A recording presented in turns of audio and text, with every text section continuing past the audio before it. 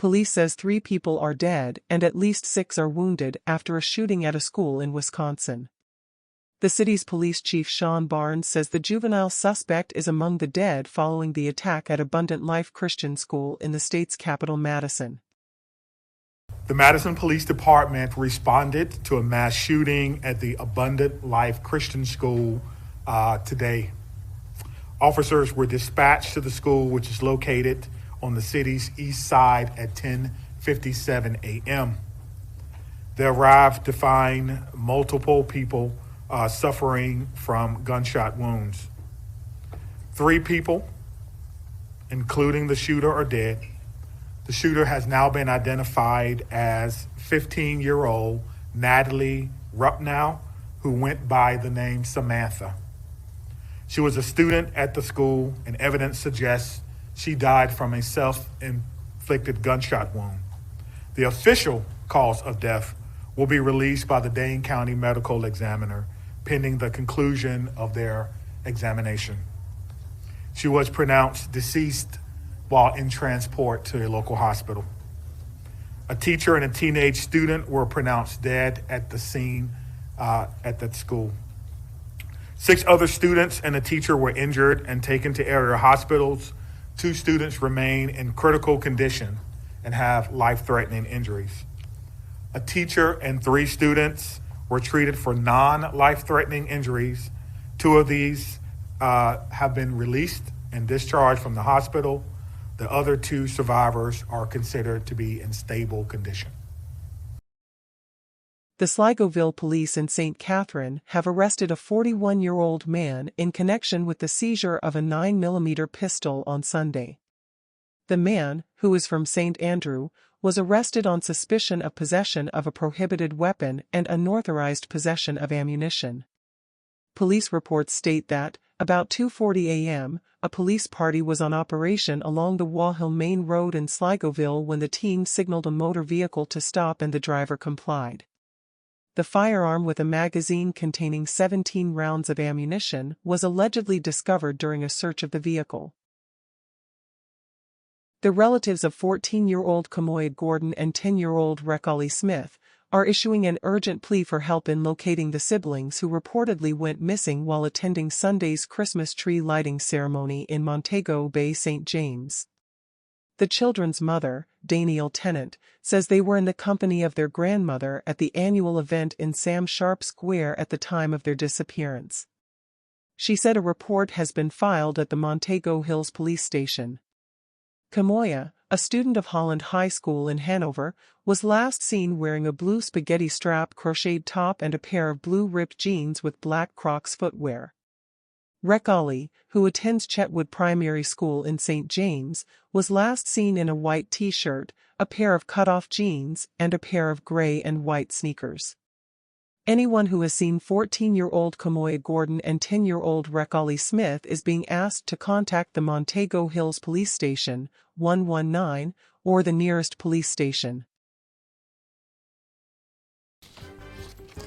The government's new social housing program, NSHP, has entered a new phase with the handing over of the Victoria Palms Housing Development Project in Denhamtown.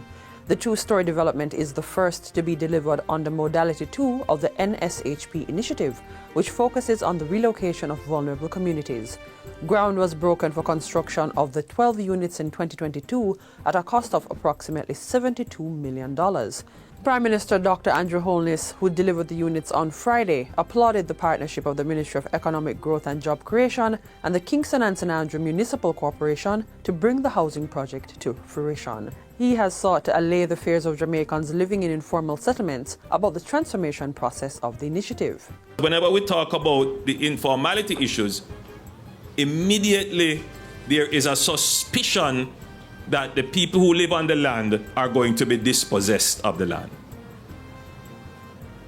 A distrust of the state. That is not the case. The objective of the government is to give you legal possession of the land, to empower you as a homeowner and a landowner. Expressing disappointment over the 2-year process it took to get the units done, The Prime Minister has vowed to work on the bureaucratic processes to see hasty relief when building homes for those who need it most. He pointed out that Rasta City in Tivoli Gardens is under construction now and says Board Villa is next on the agenda. The government has allocated $100 million to support 4,000 farmers in the production of Irish potatoes across 1,500 hectares of farmland. Agriculture Minister Floyd Green made the announcement during the recent launch of the 2024-2025 National Irish Potato Programme in St. Anne. He says the allocation is to help boost local production in response to rising market demand.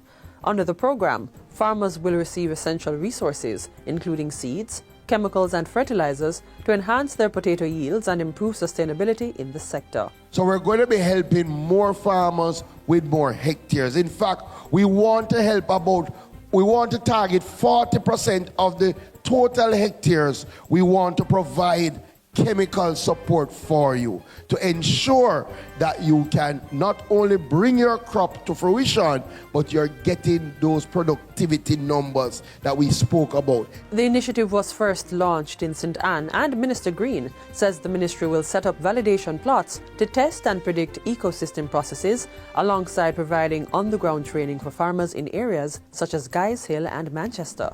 Additionally, he assures that the ministry is preparing for changing climate conditions by procuring tanks and drip hoses, which are set for distribution in January. Education Minister Dr. Dana Morris-Dixon has revealed plans to intensify the use of technology in primary and high schools across Jamaica. The minister insists that students are eager to learn in diverse ways, and technology will be the foundation of their education. Among other things, she says the goal is to ensure that every student learns coding and robotics. We want to expand the robotics clubs in our schools. And we have seen some schools who aren't your traditionally high-performing schools doing fantastic in robotics. Dr. Morris-Dixon was addressing the recent Tech Beach retreat held at Secrets Resort in St. James. She says the strategy is to introduce STEM education, critical thinking and problem solving at the primary level, while the curriculum at the high school level will include skills training in fields such as optoelectronics and mechatronics. As students advance, the education minister says the focus will shift to enhancing their technological skills, preparing them for the workforce. When we look on the statistics globally, it is skills that are demanded, persons with skills that's demanded. And so we have to change the way we do skills training. And so we're spending a lot of time with our Heart NSTA Trust in order to put in place the kind of programs that students and young people can come alive in. The Ministry of Health and Wellness is reporting that dengue cases in Jamaica have been below the epidemic threshold or outbreak range since September 2024. Overall, the ministry says there has been a steady decline in the total number of suspected, probable, and confirmed dengue cases reported in Jamaica since November 2023.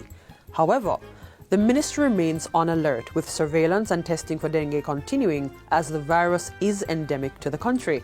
At the same time, the ministry is also reporting that cases of influenza or the flu in Jamaica is currently below what is expected for this time of the year. The influenza A H1N1 pandemic strain 2009 is the predominant strain of the flu in circulation, followed by influenza A H3N2 and a few cases of influenza B. There has been no case of the avian influenza A H5N1 detected in Jamaica this year. Still, the Health Ministry disclosed that routine surveillance activities continue, including weekly testing on respiratory samples to detect any new virus that may be introduced in the population. Members of the public are, however, warned that an increase in flu cases is expected at this time of the year, and persons are encouraged to take all necessary preventative measures. And finally, the Consumer Affairs Commission CAC is urging persons to exercise caution and diligence when considering financial assistance options such as loans during the Christmas season. Chief Executive Officer of the CAC, Dulcie Allen, stresses that people need to do their due diligence on individuals and institutions before they take out loans. It's a busy time and we all are very busy and we want to get things done. And so persons take advantage of this busy period where you're not, they believe that you're not able to quietly look at what you're getting into. Mrs. Allen, who was addressing a recent JS think tank, is also encouraging persons to read the fine print and ask for contracts so that they know what they're getting into. Some places who are lending money, though, they don't give you contracts at all. You ask for something in writing so you can know exactly what are the terms and the conditions, what's the interest rate, how much money am I getting, when do I have to pay, what is the monthly payment, what happens if there's any default. Please, we're asking persons to be a little more responsible. As consumers, we have to take our role and take up, just how we manage our affairs. King's House has announced that Governor General Sir Patrick Allen will undergo an elective spinal surgery. It says the surgery is aimed at alleviating the debilitating and painful effect of his condition. During Sir Patrick's recovery, Custos Rochalorum for Kingston Stedman Fuller will deputize to ensure the continuity of the office of the Governor General. We extend our prayers and well wishes for His Excellency's successful procedure and speedy recovery. The nation remains grateful for his steadfast dedication and looks forward to his return to duty, a release from King's House stated.